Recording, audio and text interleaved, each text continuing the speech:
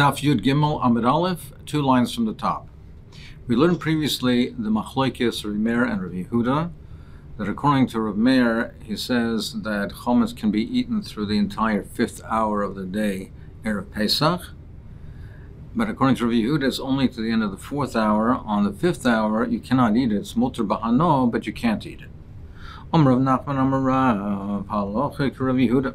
He said the halacha is like Rav Yehuda, that on the 5th hour it cannot be eaten. The chometz cannot be eaten. It doesn't have to be destroyed, but it can't be eaten. Amrle Rav Nachman v'neim amar halach Rav Meir. Why should you say the halach is like Rav Yehuda? Why shouldn't we say the halach is like Rav Meir? Because we have a stam mishnah that's like Rav Meir. We know the halach is like a stam mishnah. Any time that you're allowed to eat the chometz, you can feed it to your animals. It's muter b'hano. Now, according to Rav Yehuda, that's not the case. According to Rav Yehuda, on the 5th hour of the day, you cannot eat it, but you can feed it to your animals. So, doesn't this show you that the law is like Rav Meir, not like Rav Yehuda? Because it says, Kol shosh muter lachol, when you can eat, you can feed.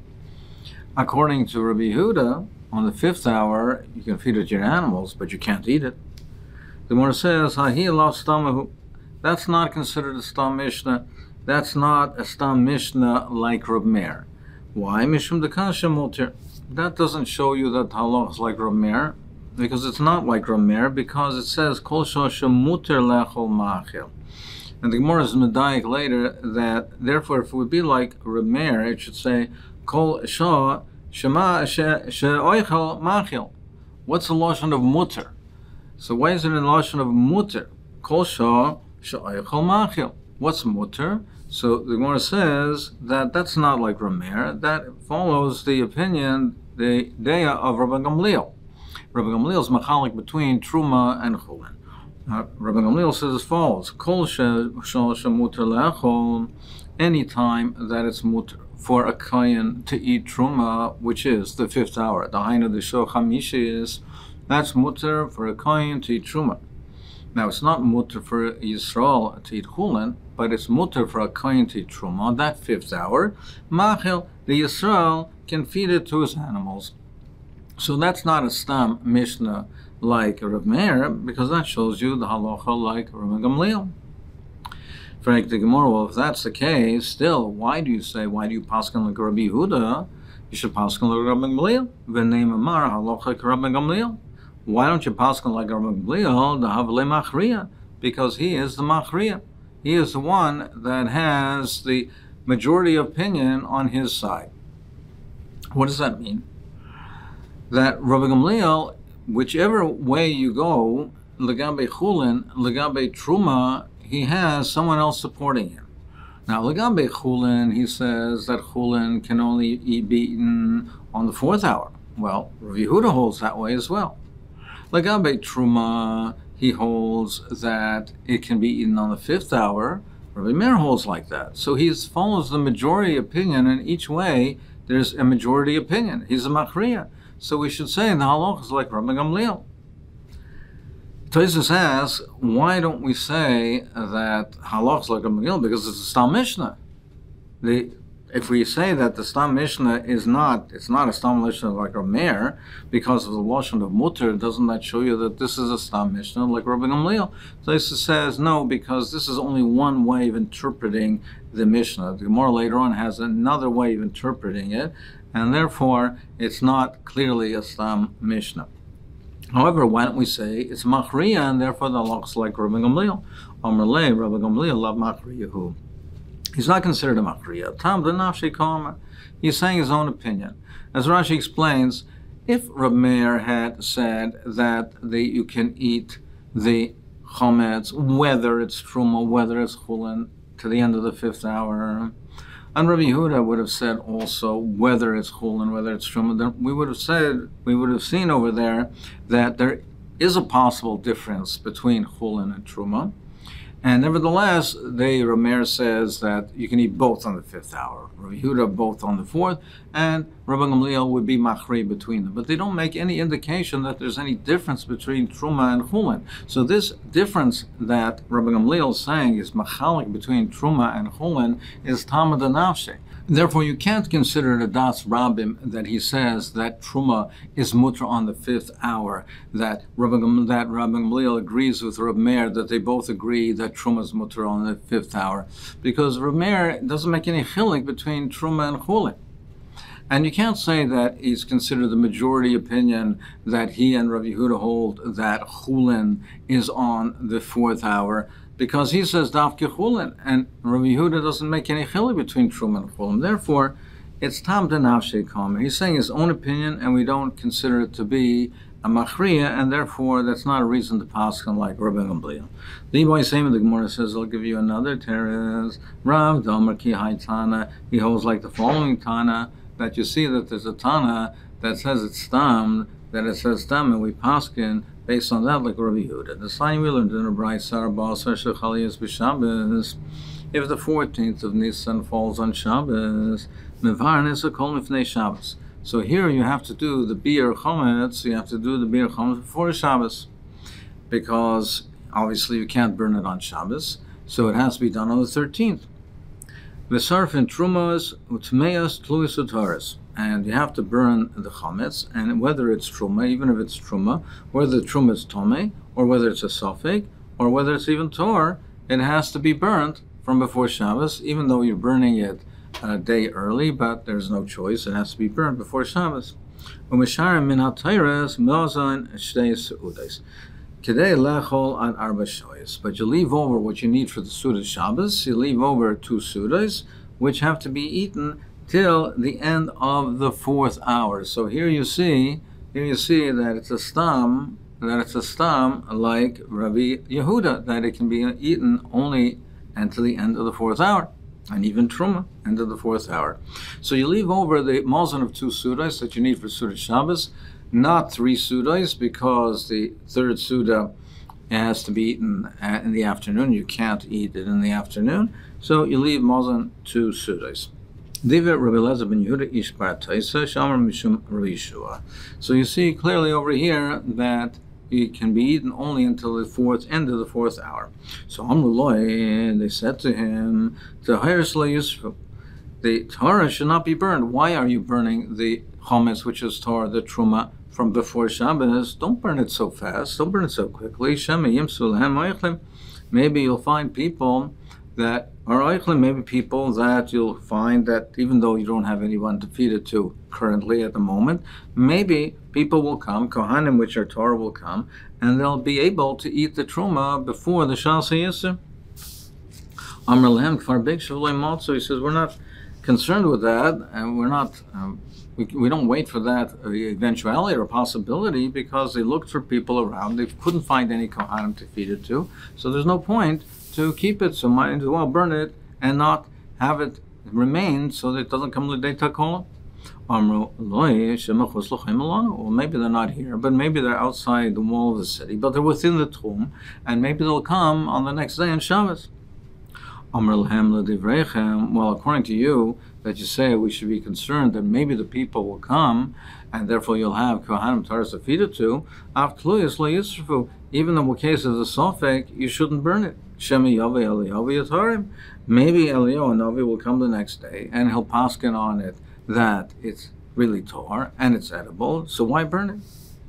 For that, we don't have any concern or consideration, rather, because kfar muftach lam li Yisrael shein Eliyahu bo loy be'arvi Shabbos loy b'yom tovim. Because we know we have a Kabbalah, we have a tradition that Eliyahu Navi does not come on Erev Shabbos and not on Erev Yom Tov, because people will go to greet him and it will interfere with their preparations for the Suda Shabbos. So we know we have a tradition that Eliyahu Navi is not coming Erev Shabbos or Erev Yom Tov, so he's not going to come on Erev Shabbos. So therefore we have no indication that this tluyas, there's no purpose in keeping it, and therefore it's burned from beforehand. But they said that the Tahiris keep it because maybe there were people who were outside the Chayma, and maybe Kohanim, which are Torah, will come, and maybe you'll give them and feed it to them before the Shas Yisr. Omru, they said, Lo Yizozu Misham, they didn't move from there. Ad Shekam Halach to Rabbi Elazar ben Yehuda, Yishmar Taisa Shamar Mishum Rabbi Yeshua, they were kaveh the halacha like him. So doesn't that show you my love, afilu lachol, that as far as eating is concerned, that the halacha is like him as far as eating, and it can only be eaten, the chametz can only be eaten till the end of the 4th hour. Omar Afavish made a rava, loy levayir.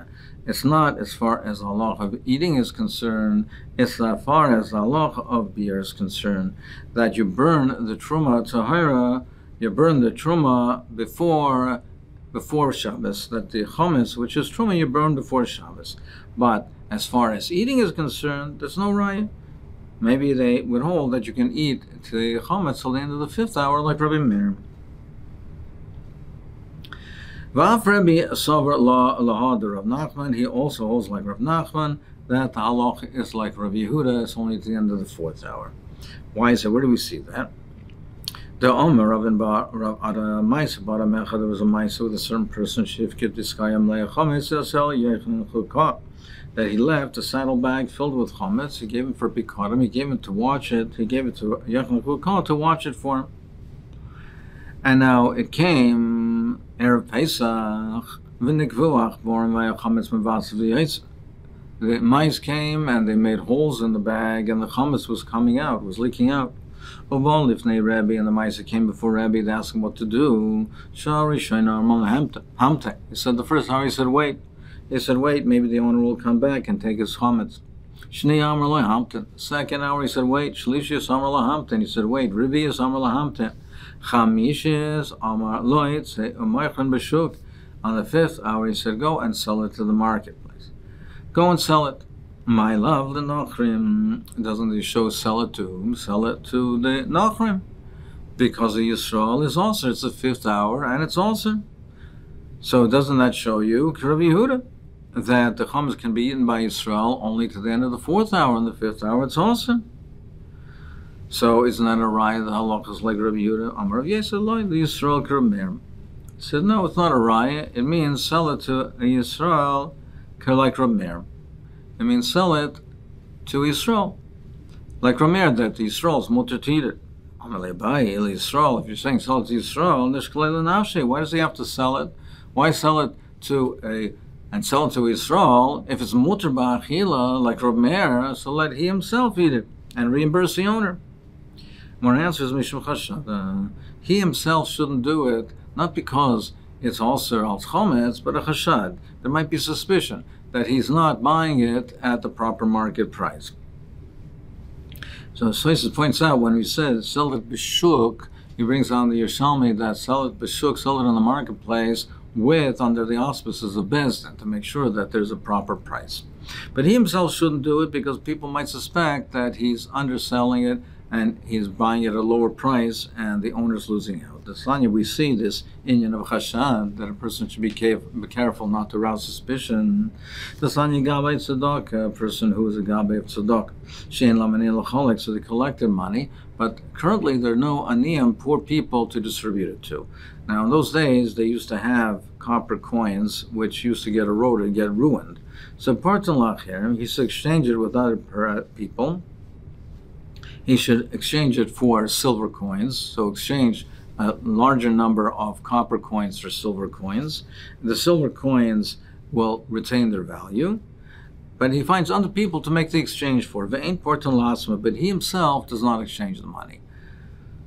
And similarly, a gavay v'tamchoy of the soup kitchen, of the food that they used to distribute to the aniyim, shein lamanim l'chalek, if there are currently no people to distribute the food to, he doesn't want it to go to waste, he sells it to other people, and then keeps the money, and then keeps that money for the poor people, and to buy food to them when the poor people are available.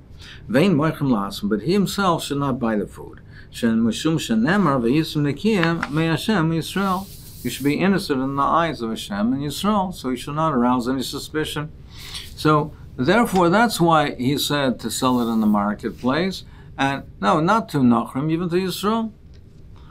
Amar le Ravada bar Masal Rav Yosef, he said to him, Befer Shamal, you told us explicitly, say Morchem le Nachrim ke Rav Yehuda. So it's a raya that looks like Rav Yehuda. Rashi says that Rav Yosef is Chol of Shachach Talmudai, and he forgot, but he said Beferish, sell it to Nachrim, because Yisrael is not allowed to eat it in the 5th hour. It's a raya that looks like Rav Yehuda. Amar Rav Yosef Kiman Azal Hashmait said the Rebbe. Who does it follow? What Rebbe said? The Rebbe said previously that you're allowed to sell an item. We're afraid that it's going to become worthless, and the chametz. So sell it on the marketplace, sell it to the Nachrim before it becomes worthless. Who's it following? It's Rav Shimon Gamliel. It's like the following shita that we see of Rav Shimon Gamliel Disnan. Hamavkid Paris Hazel Chaveiroi. If a person gives Paris to his friend for safekeeping, so that he should be the shamer for his Paris. Afilohein Avudim. If even they're going to get ruined and it's going to get spoiled or mice are going to eat it, Lo Yigabehem. The shamer should not touch it. He should not take it at all. He should not touch it. Now, even though the owner is going to lose from it, but no, since it was given for safekeeping, he should not touch it and he should not sell it. But Rav Shimon Gamliel Omer, Meichem b'fnei Bezin, he should sell it in the presence of Bezin, mipnei hashavas aveda, because it's considered returning a lost item. If he doesn't, it's going to get ruined and spoiled. So he should sell it under the auspices of Bezin. So, and that's hashavas aveda. It's returning a lost article to the owner, because otherwise this will be a write-off for the owner. He'll lose the value of these parrots.